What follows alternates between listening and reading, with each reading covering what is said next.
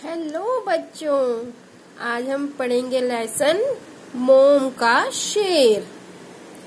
एक बार अकबर के दरबार में फारस के राजा का एक दूत पहुंचा।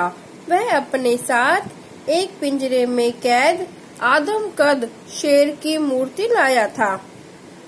फिर वह दूत फारस के राजा का फरमान दरबार में पढ़ते हुए बोला, मेरी महामहिम अकबर से गुजारिश है कि वह इस शेर की मूर्ति को उपहार स्वरूप स्वीकार करे तथा यह पिंजरा उन्हें वापस भेज दे बिना तोड़े। तब एक सेवक पिंजरे का द्वार खोलने के लिए आगे बढ़ा, परंतु यह क्या?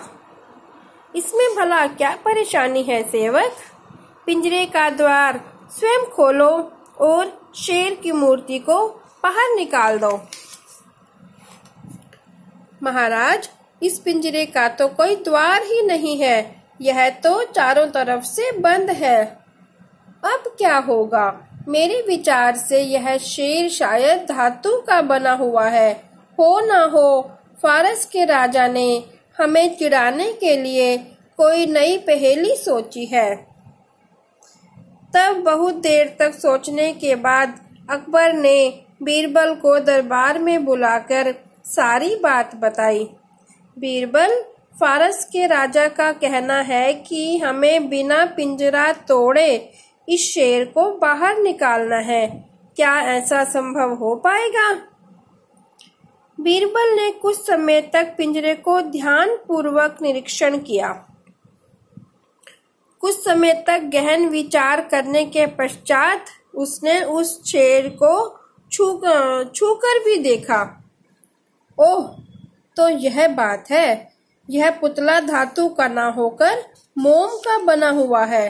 धातु की तो केवल इस पर परत चढ़ाई हुई है। तब बीरबल अकबर से बोला, महाराज, आपका काम हो जाएगा, परंतु इसके लिए मुझे 2 दिन का समय दीजिए। जैसा तुम उचित समझो बीरबल। दूसरे दिन बीरबल दरबार में पहुंचते ही सेवक को आदेश देते हुए बोला, कुछ लोहे की छड़ों को भट्टी में तेज गरम करो और यहाँ लेकर आओ। कुछ ही समय में सेवक लोहे की सुलगती हुई छड़ें लेकर दरबार में आ गया। तब बीरबल ने उन सुलगती छड़ों को शेर के पुतले से छुआना प्रारंभ किया। छड़ों की गर्मी पाकर थोड़ी ही देर में मोम का शेर पूरे का पूरा पिघल गया। लीजिए महाराज, आपका काम हो गया। अब आप इस खाली पिंजरे को फारस के राजा के पास पहुंचा सकते हैं। मान गए बीरबल, बुद्धिमता में तुम्हारी कोई सानी नहीं रख सकता। तब अकबर ने प्रसन्न होकर बीरबल को बहुत सारा पुरस्कार देकर दरबार से विदा किया। Thank you. ओके बच्चों, bye. Please like, share and subscribe my channel.